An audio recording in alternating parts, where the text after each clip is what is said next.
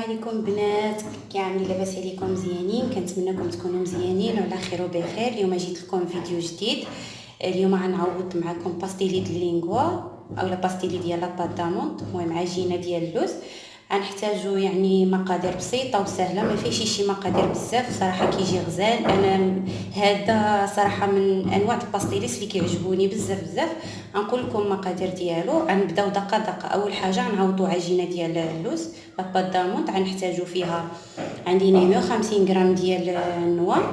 كتسلقوه عادي في الماء، من بعد كتقشروه وكتنشفوه، من بعد كطحنوه كما كتشوفوا. هو عندي مطحون. هنايا غنحتاجوا غنخلطوا معاه كاس ونص ديال السكر كلاصي، يعني نوعيه ممتازه سكر كلاصي تكون. وهنايا غنحتاجوا النباج، يعني هاد ثلاثه الحاجات غنعدلوا بهم العجينه ديال السكر. من بعد غنحتاج كريم شونتي، يعني الحشو ديال هاد الباستيلي هذا غنحتاج كريم شونتي. غنطلعوا مع كاس ديال الحليب بارد، انا الحليب عندي في النبيره وصافي. وديك الساعه غنبداو يعني الجينواز. انا عندي معوضه كنسبق لي ونزلتها في واحد الفيديو ديالي، عملت فيه تحليه بالجينواز. الصراحه طريقه سهله وكيجي هذا الجينواز غزال. انا غنوريكم كيفاش كيجي. دابا غنبداو ان شاء الله. اول حاجه غنعوضوا العجينه ديال اللوز، هي الاولى، وعاد غنكملوا التحضيرات اخرى. دابا البنات غنبداو على بركه الله. نعوضوا العجينه ديالنا ديال عجينه اللوز. غنعملوا اللوز ديالنا اللي طحناه،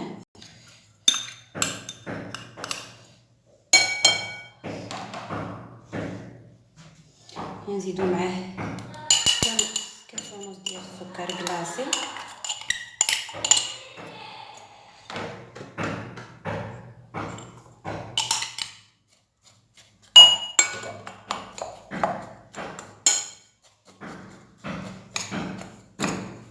صافي كنخلطوهم بحال هيدا.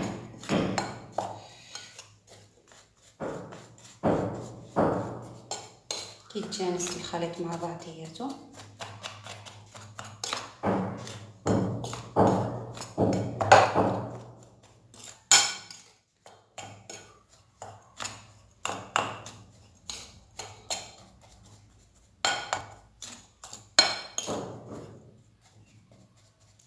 صافي دابا غنعمل مغروفه كبيره ديال النباج كما كتشوفوا.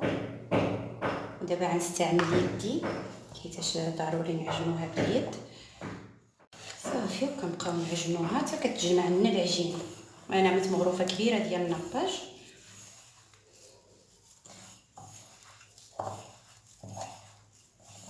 صراحه هاد العجينه هذه كتجي سهله، فيها شي صعوبه، يقدر اي واحد يعوضها، وكيجي الباستيلي ديالها مزيون ولذيذ.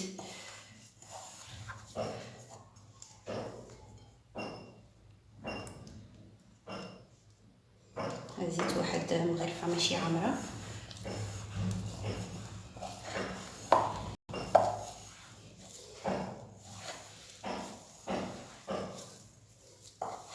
كما كتشوفوا العجينه ديالي بدات كتجمع.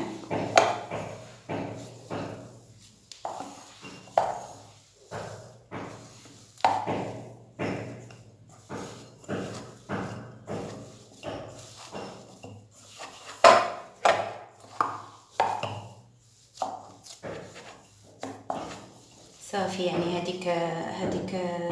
هاد النباج هذا درنا مغروفه كبيره ومغروفه قول ما عمراتش بزاف.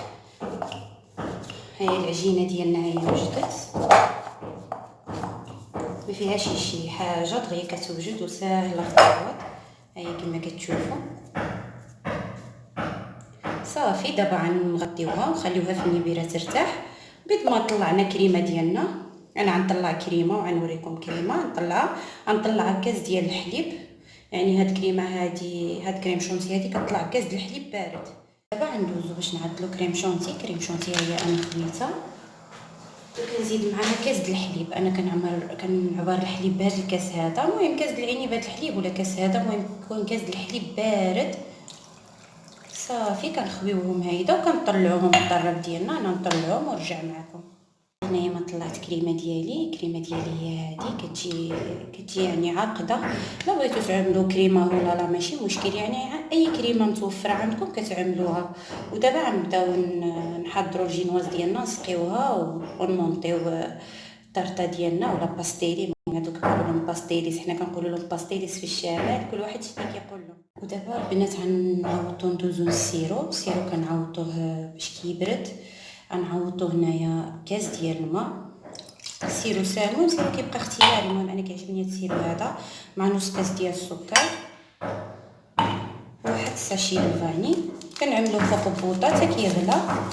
صافي ديك الساعه ملي كيغلى كنطفيو عليه. هذا هو السيرو اللي غنسقيو به الجينواز ديالنا، وغنعملو في قبوطه. دابا ملي غيغلى غنطفي عليه ونخليه يبرد وصافي. هذا هو الجينواز ديالي البنات، انا حضرته. صراحه هذا الجينواز كنستعملو الباستيليس اولا الطرطات ولا اي حاجه، صراحه كيجي غزال. المهم هذا هو الجينواز ديالي. الا بغيتو المقادير ديالو دخلوا الفيديو اللي قلت لكم انا حاطاه في القناه ديالي وعتشوفوا كيفاش كيتعوض. دابا غنبداو ان شاء الله نعوضوا لا بات داموند. غنبداو نفينيو باستيلي ديالنا. انا جبرتوني سقيت هذا الجينواز. هذه انا جينواز عملتها مربعه وقسمتها هيدا، يعني من جينوازه مربعه في الطاوه كتعملوا كغيط الزبده وكتطلقوها، من بعد كتقطعوها على هذا الشكل هذا طويل. صافي دابا غنعملوا كريمه. نستعمل مغرفه صافي ونطلق كريمه هيدا فيها.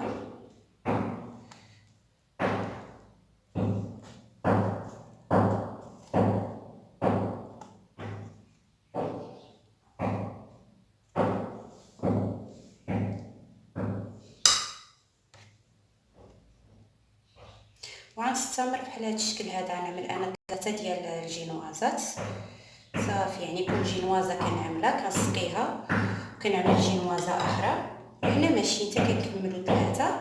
عاد ديك الساعه نطلقوا لاباط دامون ديالنا باش نغشيو بها باستيلي ديالنا. من بعد كنعمل جينوازه اخرى بهذا الشكل هذا. صراحه الجينواز هذا كيجي غزال وهشيش، وصراحه الطريقه ديالو بسيطه وكتصدق. صافي كنسقيوها كما كتشوفوا.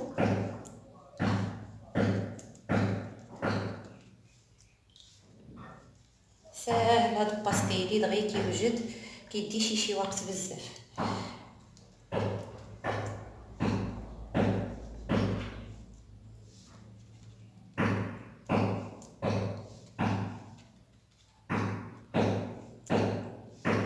نسقيوه على هذا الشكل هذا باش كيجي الباستيلي ديالنا فازل، ما كيجيش ناشف. صافي دابا غنعملو كريمه عاوتاني بنفس الطريقه نسرحوها صافي تنكملوا كلشي. وبقاو معايا حتى الاخر باش غنوريكم كيفاش غنعملوا العجينه ديالنا ديال اللوز. خصنا نطلقوها، يعني كنعملوا بلاستيك وكنطلقوها عاد كنغشيو بها الباستيلي ديالنا. مرتوني كملت الطبقات ديالي ب3 صافي. فوق يعني ما كتعملش شي فينيسيون، يعني هيدا وصافي كدي وتجيب كريمه.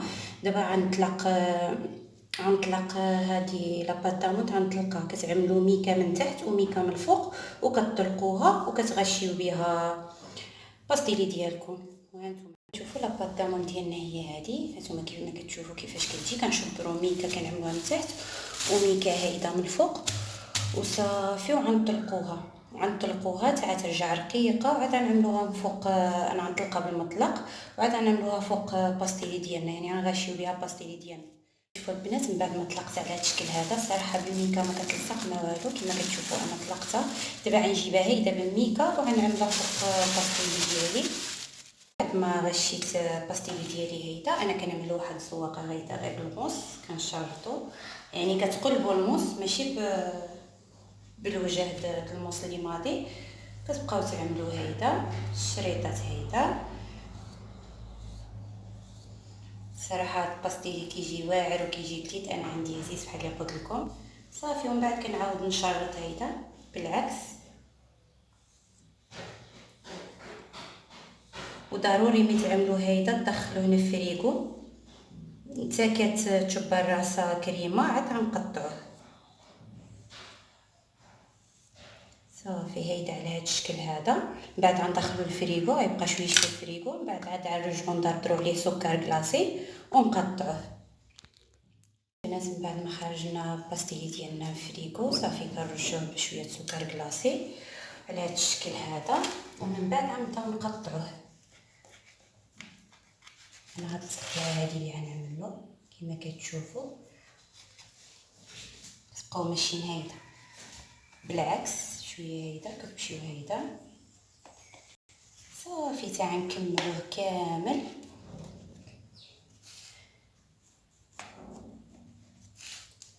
بغيتو تكبروه على هيدا كتقطعوه كبير على هيدا، المهم انا نقطعو على هذا الحجم هذا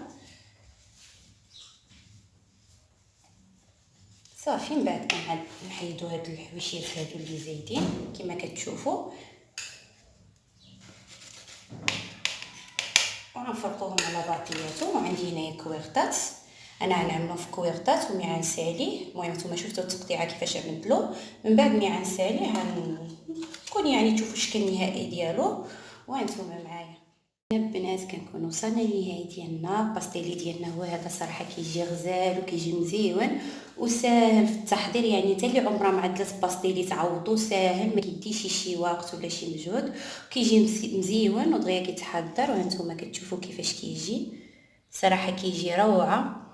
كنتمنى يعجبكم وتجربوه. وتبارك الله كيخرج كميه كبيره، يعني انا عوضت هادو وباقي لي اخرين. يعني العجين ديال اللوز اللي شاط لي عوضت، حيت انا عوض جوج جينوازات اللي شاط لي كملت بها باستيلي اخر يعني بحال هذا.